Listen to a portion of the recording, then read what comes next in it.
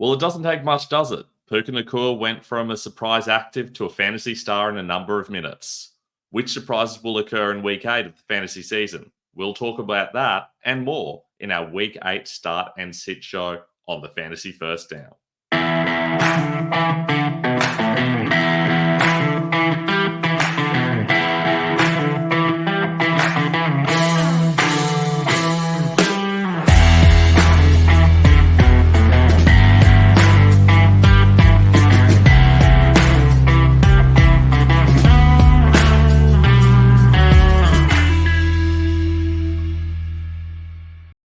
I'm Ben Wasley. Welcome to the Fantasy First Down Start Sit show for week 8. If you haven't already, it'd be great if you could like and subscribe on YouTube. If you've got any questions, pop them down in the comments, or you can DM me on Instagram at the Fantasy First Down or on Twitter at Fantasy First Down with no O. You can also check out my rankings over at ffdfantasyfootball.com. They will be updated over the course of the weekend. And of course, you can check out my articles over at football.rasball.com. But we're going to go through the rankings straight away. So let's get straight into them. And we're starting off with the quarterbacks. And as usual, green means a good matchup, red means a bad matchup. And that's based off points conceded so far this season, according to Fantasy Pros, top 9 and bottom 9 matchups. So let's get into it. And look, no surprises up the top there. Those top 3 guys starting them every single week. Jordan Love certainly becoming an every week starter as well, especially when he's taking on the Jags. Joe Burrow gets a tough matchup, but I'm still putting him in there. And I think probably the biggest surprise here, CJ Stroud gets a solid matchup against Indy. Probably not one of the top matchups, but certainly a good matchup. And for that reason, I do think he's a good, solid starting option. Same thing with Caleb Williams. They're really tossed up having them either way around. Sam Darnold ended up in the middle because he played earlier. But I do think Williams is going to be solid this week as well. Brock Purdy was disappointing, and if he doesn't have Debo, he will certainly come back to earth a little bit as well. But I do still think that he does have a good, solid matchup against Dallas. I think he's someone that I'd happily start. And Kyler, even though it's a tough matchup against Miami, he's running so much at the moment that for me, you kind of have to start him. But I can certainly see the argument for starting any of these next 5, 6 guys even ahead of him. These guys are all kind of in the same tier. Everyone from about 10 to 17 or even 18, I really struggle to order. Patrick Mahomes is up the top there because of that matchup against the Raiders and bringing in DeAndre Hopkins. I think that signals that they want to pass the ball a little bit more. Whether that happens, we'll have to wait and see. I'm a little bit nervous about him. I can certainly see an argument for starting other guys over him. Bo Nix against Carolina. Everyone scores on Carolina. You'd have to feel like Nix is going to be involved. Tua, first game back, very risky starting him, but it's a good matchup against Arizona. I can certainly see an argument for starting him there. And I know a lot of people are talking about starting him over guys like Mahomes, like Kyler, like even Purdy and people like that. Baker Mayfield, without Chris Godwin and Mike Evans, gosh, the pain is still there. I do still think it's a solid matchup for him. We saw that was a very high-scoring game last time out. I do think he's going to have to score points with his arm because the run game is still pretty average. Kirk Cousins put up 500 yards and a pile of touchdowns last time these teams played. Will it happen again against Tampa? Probably not. He's away from home this time. There's no reason for Tampa to be able to score as many points, so Kirk's not going to need to chase. And when you have these return games, you very rarely see the same game script. So I do think that Cousins goes back to kind of being on the cusp of being a quarterback one. I do think he could have a good game, but his floor's low. Same thing with Jameis Winston. Very high ceiling, especially against Baltimore, but it's not impossible. He gets halfway through the game and then gets sat on the bench. So that gives him an extremely low floor compared to any other quarterbacks. For that reason, Winston is a little bit lower for me. I don't mind Jared Goff most weeks, but you have to feel against Tennessee. Tennessee's going to really struggle to score, and that means there's no real reason for Detroit to try to pile on a heap of points, and their running backs are certainly going to be involved in the scoring. So that does limit Goff's upside a little bit, but he has had a lot of very solid weeks, even though Tennessee has been a tough matchup at times. They've certainly got a much improved defense. Geno Smith against Buffalo, same idea. The kind of game where you think he needs to score, but will they just run the ball a heap because Buffalo is a really good run defense? Dak, way lower than you usually see him, but they're just struggling at the moment, and I can't really trust him. But he's still a solid option. Everyone below there is really only a super flex option. Russell Wilson looked good last week, so he gets a solid matchup here. I feel like he's someone you can start ahead of a lot of your normal super flex starters. guys like Rodgers, Herbert, May, Daniel Jones all get tough matchups. So I think Wilson's someone you can come in and stream. Mariota, also a streaming option, but against Chicago, even though they're missing Brisker and Gordon, for example, in their secondary, I do still think Mariota's not someone I want to start. Also understand that Jaden Daniels might be active and he might play. I don't know at the time I'm recording. If he does, he'll slide in around 5, I think. I'd probably start Jordan Love ahead of him. The injury has me a bit nervous, but probably play him over Burrow. Be very close to Burrow for me. Feel free to DM me if you're unsure on any of those start sits around Daniels in particular. Also worth noting, Anthony Richardson, very low. He's not really back yet. He's not been playing well when he has been playing. It's hard to feel good about him. We are talking about a very, very inexperienced quarterback. He's played, 10 games in college and another 7 or 8 games in the NFL to this point. That's not a lot of high-level experience. So I do think it's going to take him time. He will possibly get there, but it's going to take him time, and that means the fantasy is going to struggle a little bit. Now let's talk running backs. And Derrick Henry, I mean, this is meant to be a tough matchup, but he's Derrick Henry. He's just doing it every week at the moment. I do think that the Ravens will win this easily, and for that reason, probably will run the ball a lot. Whether we see Justice Hill get more involved to take some carries off Henry, I don't know, but we haven't seen them do that in the past. I do think Henry is still my favorite option, but there is an argument to have Breece Hall number 1. A lot of people do. Doesn't really matter in pretty much every league. If you got one of those guys, you're starting them. Joe Mixon way higher than he has been in the past because he's just looking really good, getting a whole heap of carries. They're not really getting the other guys involved. I do have the graphic there. Still wrong for Mixon. For some reason, Mixon is lined up with Chicago in my system. Not sure why. But obviously, Houston has been using Mixon a lot. So do expect him to be good in this game. Saquon Barkley, I do like this matchup for Saquon. I do feel like there's going to be scoring in it. But whether it goes the Eagles' way or not, I don't know. Cincinnati is, I believe, the favorite. But I do think Barkley will still have plenty of scoring and touch opportunities. The problem is if they fall behind early, do they still go to Barkley? I think probably yes. But I do think they might need to air it out a little bit, which might hurt Barkley a little bit. Jordan Mason should bounce back in this game against Dallas. Still one of the best run matchups for a running back. Jahmyr Gibbs against Tennessee started to get slightly more carries. I do feel against Tennessee, there's going to be a lot of opportunities for the running backs to be involved because they're not going to need to pass the ball a lot. I feel like they can just grind on the ground, and it does seem to be Gibbs that's getting the touches at the moment. Kenneth Walker, great matchup against Buffalo, but I feel like they're probably going to be behind. That's going to limit his scoring upside. So he's going to get yards. Not sure he's going to get touchdowns. Plus, when they're behind, they tend to get Charbonnet more involved. And for that reason, I'm a little bit nervous about Walker. Bijan Robinson's been good the last couple of weeks, but he's had fantastic matchups. The Bucs aren't traditionally a fantastic matchup. I know he was involved in that big shootout, but I don't know that we're going to see it go the same way. So he slides in at 10 for me.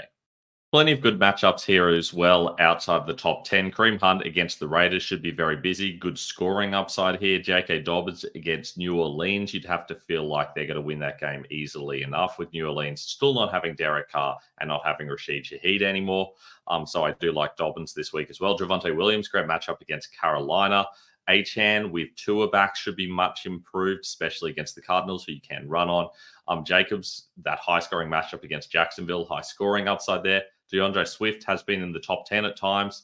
For me, I think against Washington, this is going to be like a mid-range matchup. I think they're probably favorites with Daniels out, which should mean a lot of Swift. James Conner, good matchup against Miami. You can definitely run on there, but Miami's scoring now. So my concern there is potentially they are unable to run the ball because they're behind. I do still think they get Conner involved for most of the game, though. Alvin Kamara and Jonathan Taylor surprisingly low. This is mostly injury related, but they are tough matchups. Kamara gets the Chargers. I certainly think if you're going to sit Alvin Kamara, this is probably the week. But in most situations, you've still got to start him anyway. Same thing with Jonathan Taylor. First week back from injury against Houston. Struggled against them earlier in the season. I believe they played in week 1 off the top of my head. I do think that's going to be an issue for him. So that's why I've got those two so low. David Montgomery has been ceding carries to Jahmyr Gibbs the last week or two. That could affect him. I do still think he's got an opportunity to score early in the game. It seems like he seems to get a lot of the touches early and then they revert to Gibbs later in the game. And I do think most of the running is going to happen later in the game when they've got a bit of a lead, and that's going to hurt Montgomery a little bit. James Cook against Seattle, losing a few touches to Ray Davis because he's looked so good, but I don't know. Cook still has some scoring upside. I think he's still a solid, viable, reliable starter. Chuba Hubbard, he's been in the top 10 at times this season, and nothing much has changed. It's just he's got a tough matchup against Denver. They don't have Andy Dalton, so I think the offense will be worse. Bryce Young is not going to be able to get the ball to move as easily, but Hubbard's still a guy that you can start solidly enough. Same thing with Tony Pollard. He was top 10 last week. Now they're facing Detroit, and he's probably got Tyjae Spears back. That moves him down a little bit for me. In fact, if Spears is back and totally healthy, probably move Pollard down even a little bit more past Brian Robinson Jr. Against Chicago. Should be a good matchup on paper, but we've seen for some teams it hasn't turned out that way. I still think he's got very high scoring upside, and especially if you're in a non-PPR league, he goes a lot higher than this for me. In PPR, probably in this same region, maybe even below Najee, who gets the Giants, which is a solid matchup. Has been their main guy, but Warren coming back definitely hurts him. Chase Brown gets a tough matchup, but he is turning into the lead early down back. Had a few people coming at me talking about Zach Moss and how he's going to bounce back. He's just the receiving back now. Chase Brown's been given all the early down targets. This has been coming since week 2. It's been slowly trending in this direction. It's here. So Chase Brown is the main early down guy, but that has limited value in this situation because he's not getting those receiving carries and because he's still losing enough early down carries that he's not like the 80 to 90% early down guy. Rico Dowdle is the number 1 guy in Dallas. We have seen that Ezekiel Elliott just doesn't look good, doesn't look explosive. They use him in short yardage situations. That's about it. And some random change of pace stuff. So Rico Dowdle is the main guy. This isn't the greatest matchup against San Fran, but you still kind of have to start him if you're in this desperate range of players. Rashad White, he comes in here because I do think we're going to see a lot of checkdowns. I think they're probably going to be behind because they don't have Godwin and Evans. We did see that they turned to their running backs a lot, especially in the receiving game, but also on the goal line when they had that comeback last week. Same thing with going to Cade Otton. It is possible they do that again, but it wouldn't surprise me if they have more time to get the wide receivers more set and they don't need to use their running backs twice as much. Having said that, in PPR, White maybe moves up a couple of spots because of that. And if Bucky Irving's out, he certainly moves up a couple of spots. But I'm expecting Irving and Tucker to both play, and that's why White isn't any higher. Travis Etienne, very nervous about his health. I think he would probably be higher if it wasn't for that. I think he's probably still the starter, but we have seen Tank Bigsby look really good. Last time Tank Bigsby looked good, Etienne came back and he still started and played the whole first series. So I don't know that that's going to happen this time, but I do think Etienne's probably still the number 1 guy. Ramondre Stevenson has been losing touches to Gibson and Hasty, but he is still technically the lead guy, even though he lost that starting job briefly. Against the Jets, you've traditionally been able to run on them, but not as much lately. I feel like they need to get back to running the ball properly, so hopefully Stevenson has a bounce-back week, especially because I just traded for him in my home league because I lost Mike Evans and needed a bundle of solid players in a very deep league. Alexander Madison is the lead guy and has looked really good for Las Vegas at times, but against KC, they're going to look awful. It's really hard to trust any of them, even though he's going to be the main guy. So he's there purely on the possibility of volume, but he could also just have a horrible game, even though he's their number 1 running back. It's possible all of their running backs combined rush for like 20 or 30 yards. That is very much in the realm of possibility. We've definitely seen it happen with teams in the past. Tank Bigsby has looked really good, but Etienne's back, and therefore I can't trust him. If there's no Etienne, then Bigsby will jump up. I would expect that Bigsby would fall somewhere around 26 if there's no Etienne, somewhere in that range, but feel free to message me if you're unsure on that. Raheem Mostert against Arizona with Tua back, that should help him, but not getting the receiving work at the moment, and that is a problem, so that's why he's not higher than that. Nick Chubb didn't look great in his return, gets awful matchup against Baltimore, but he is still the number 1 guy, and they do seem inclined to want to give him touches and the goal line work. So for that reason, Chubb's still an okay option. Talked about Zach Moss earlier, Tyrone Tracy and Devin Singletary splitting carries in a horrible matchup against Pittsburgh. I want no part of that. Irving, little bit injured, but also now in that committee, so not interested in him. Talked about Jalen Warren earlier, taking touches away from Najee Harris. Harris still the guy I want, but Warren will be a bit involved. He's doing more of the receiving work than Najee is. This does not feel like a receiving game. I feel like they're going to be able to run the ball plenty against the Giants, so for that reason, less interested in Warren. Eckler's been losing touches, especially they've been getting McNichols involved later in games. And for that reason, Eckler doesn't really offer very much at all. Plenty of other lower down guys there, but no one I feel particularly good about starting. Wide receivers, and no surprise at the top there. These are all familiar names. Tyreek Hill finally bounces back into the top 10. And if he looks good, he'll move up even further for me, but I kind of need to see it. It's a good matchup against Arizona, but you don't know how Tua is going to be in his first game back. No other real surprises there. Debo's the interesting one. Certainly look out for reports on his health and how he's tracking. If there's any reports about him being limited, I will move him down because this is not the same situation as Puka the other day. This is a legitimate situation where I feel like he might be limited in what he's able to do because he's been in hospital with pneumonia. Now, it is also possible that San Fran just throws caution to the wind and uses him a heap because they're terrible with injured players. And I think that's very possible, which is why I've ranked him up there. Stephon Diggs should hopefully have a bounce back against Indy. We'll see how that goes, though. Plenty of good matchups here. T. Higgins I really like against Philly. I feel like they're going to throw the ball a heap there, Cincinnati. So that's a good situation for them. Jaden Reed has been good all season on limited touches, gets the great matchup at Jacksonville. The league neighbors, tough matchup against Pittsburgh. The Giants looked awful last week, so hard to feel great about him. George Pickens, really solid matchup. Finally getting more snaps again, so I've moved him back up again. Wilson and Adams right next to each other. Not really sure what this is going to look like long term, but it's a solid matchup against New England. Even though you can run so easily on them, I do think they'll pass a little bit, especially to get Adams involved. But Wilson is still, I think, to me, the number one guy. DJ Moore, it's a good matchup, but hard to feel great about him. He's been very boom bust. Mostly bust this season. So we've got to see them getting him more involved. Zay Flowers, some injury issues against Cleveland. I don't know. It's hard to feel about him there. I do feel like they may limit his snaps a little bit. That's why I've got him a bit lower, but he might move up if he's totally healthy or lower if I see something else. Devonta Smith and Jalen Waddle, both number 2 guys. Smith with Goddard out is getting more looks. I do feel like that's a solid situation for here. Waddle finally can be useful again with Tua back. He's always good with Tua, always terrible without him. So I do think he becomes a wide receiver 2 again in a good matchup. Tank Dell, hopefully he can bounce back this week after being disappointing when given the opportunity last week. It should be a solid matchup. Mari Cooper's had time to get suited to this offense. I do feel like he's going to slide in as that wide receiver 2 style player that we kind of expected him to be after he got traded, I should say, to Buffalo. Romeo Doubs, way higher than most people have him and way higher than you probably expected. That's because he is the guy playing all the snaps for the Packers. Talked about this on the Razzball show on Friday night, our live show. Go check it out on their YouTube channel if you're interested.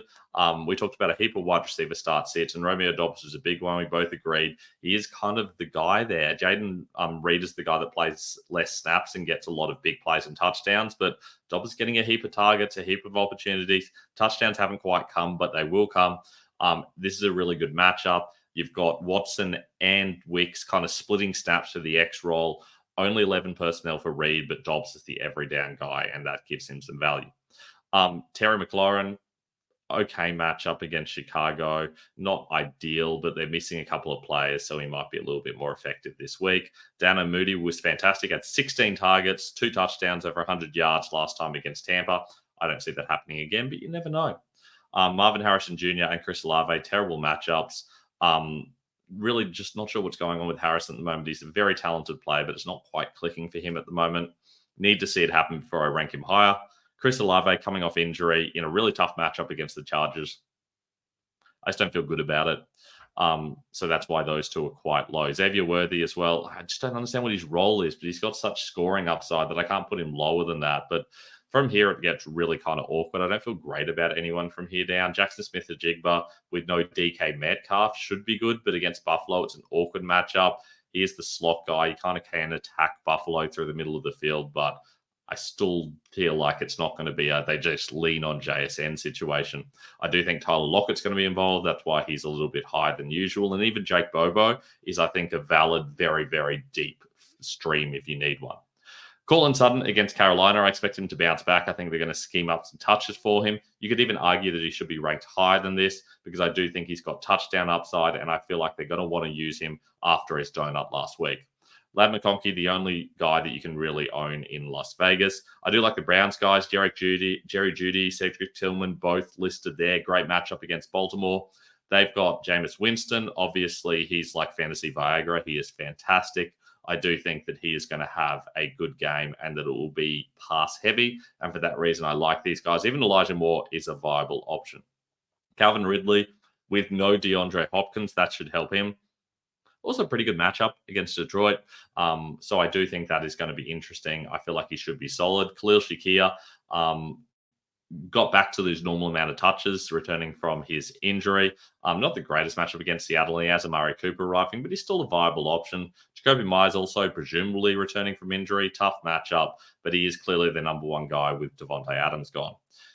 Keenan Allen is in there, as is Rome Odunze. Don't feel great about either of those guys. It's hard to know where the targets are going to go in Chicago because they've got Moore and Allen and Odunze and Komet, and they're using DeAndre Swift so much. It's a little bit of a nightmare. DeAndre Hopkins, not the greatest matchup against Las Vegas, first game back. That's why he's not ranked higher. Plus, I feel like he's probably not going to get that many snaps, but I think they'll probably scheme up some looks for him and try to make it happen. Jalen McMillan is the number one guy for me in Tampa now. You can have a whole range of outcomes with number one guys who were formerly number three guys. Think Trey Tucker being terrible, or think Juwan Jennings being amazing. It could be anywhere in between with Baker. You have to feel like he's probably going to use these guys. McMillan should spend some time in the slot along with Sterling Shepard. That's a very valuable role in Tampa. I think Trey Palmer's probably the other outside guy, and Shepard's only in there in 11 personnel. So McMillan's the guy I want to own. Michael Pittman has been struggling a lot this season. That whole offense has when they haven't had Flacco in there. So Richardson hurts the pass catches there, hurts Pittman, and particularly hurts Downs, who really drops off when you have Anthony Richardson there. Hopefully he proves us wrong and bounces back. Wallner Robinson, tough matchup. In PPR, I have him a lot higher, but that offense isn't looking great at the moment, and I don't like that matchup. Rashad Bateman was the number 2 wide receiver last week. Wide receiver 22 on the season. Are they going to need to throw in Cleveland, though? It's not a bad matchup, but I just don't think they're going to need to. If Zay Flowers is healthy, I don't think Bateman is someone I would want to start. But because there's still question marks over him, I've moved Bateman up a little bit to compensate.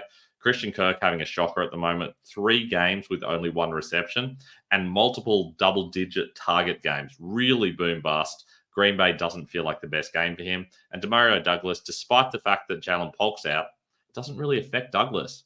He's the 11 personnel guy. You're just going to see Bourne and Booty out there the whole time. It helps Bourne and Booty because now they get every snap rather than previously they were only out there like 2/3 of the time.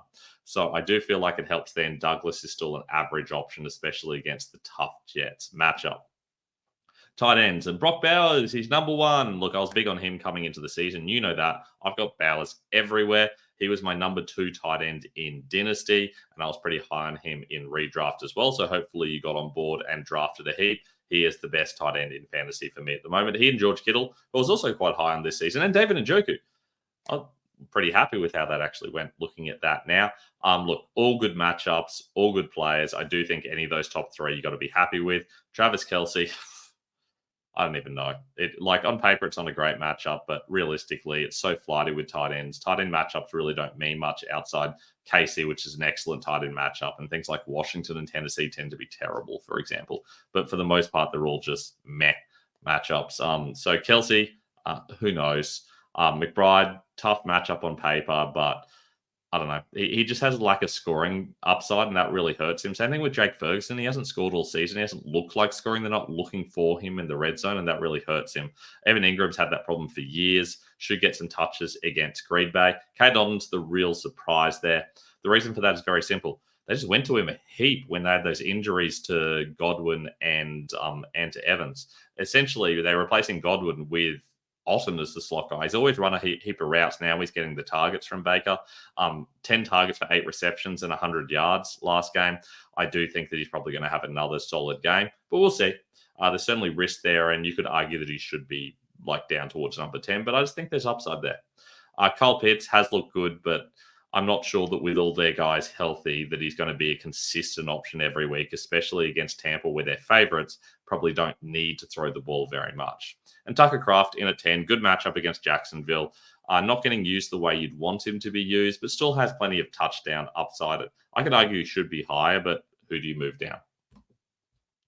Dalton Kincaid, well, there's a teardrop off there, isn't there? Dalton Kincaid has been iffy. While Dawson Knox is healthy, you're just not going to get the best out of Kincaid. Amari Cooper arriving definitely hurts him as well, but still like him more than Sam Laporta, who's just not getting snaps, and they should win easily against Tennessee. Not having Jamison Williams might help him a little bit. It's not like Tim Patrick's going to come in and suddenly be a viable, useful option. So I do think that helps Laporta a little bit, but ultimately, I don't know. It's just not been his season. It's so disappointing because it was fantastic as a rookie. I don't really understand why that's happening, but I mean, they're winning, so I can't argue against them. Cole Kmet's had some good weeks, but still really difficult to feel good about him and feel like he's a reliable every week option because there's so many other targets. Hunter Henry, you don't really know what's going to happen with him. It's not a great matchup against the Jets for tight ends. Hasn't been for a while. But Henry does have these boom weeks, but for the most part, he's pretty average. Mike Andrews looked good for a couple of weeks. I do think he's got touchdown upside in this game, but realistically, probably kind of moves back to earth a little bit. This doesn't feel like a game that's going to be particularly challenging for him, so they're not going to need to use the tight ends. They mostly have him in there blocking. Noah Fant has been good the last couple of weeks. Against Buffalo, you can attack him in the middle of the field. So for that reason, I do kind of like Fant in this game. He and JSN should be the guys that they target a lot, along with the running game. Zach Ertz has had some good weeks, but realistically hard to rely on with no Jaden Daniels. I think that's going to really hurt that offense. If Daniels is back, I think I'll probably move Ertz up towards like 14-15 region. Dalton Schultz has just been so disappointing. He's been out there and they're not using him even without Nico Collins. It's very frustrating because you know he's a talented tight end, but they're just not using him properly. Pat Frymouth, tough matchup, not really getting used properly. Same thing with Janu Smith, kind of having these boom games. In Frymouth's case, it's mostly touchdowns and surprising efficiency on looks. With Janu Smith, he just has these games where he's the number one target randomly, and the rest of the time he's useless. Kind of like Hunter Henry. It's been the story of a lot of tight ends this season. Taysom Hill's back. He's an interesting option as well. In a non-PPR especially, someone you can target. But even in a half PPR, I feel like there's upside there. I just can't rank him higher till I get an idea of how they're going to use him. No one else there really jumps out to me. Will this seems exciting, but Hayden Hurst is back, and I feel like it goes back to being that awkward split again. Same thing with Jatavian Sanders. He's looked good, but Tommy Tremble's back, and Tremble was starting ahead of Sanders before the injury, and all of a sudden, does Sanders take that lead role? I don't know. He didn't look great with it early in the season when Tremble was injured there as well. So it's hard to feel good about that situation. And that's all we've got for week 8. Remember, you got any questions? You hit me up on Instagram at the Fantasy First Down or Twitter at Fantasy First Down with no O. Our rankings are at ffdfantasyfootball.com. I will keep updating them over the weekend. Obviously, it would be great if you could like and subscribe on YouTube, and you can check out my articles over at football.rasball.com. Hope you have a fantastic week of fantasy. I look forward to seeing you next week.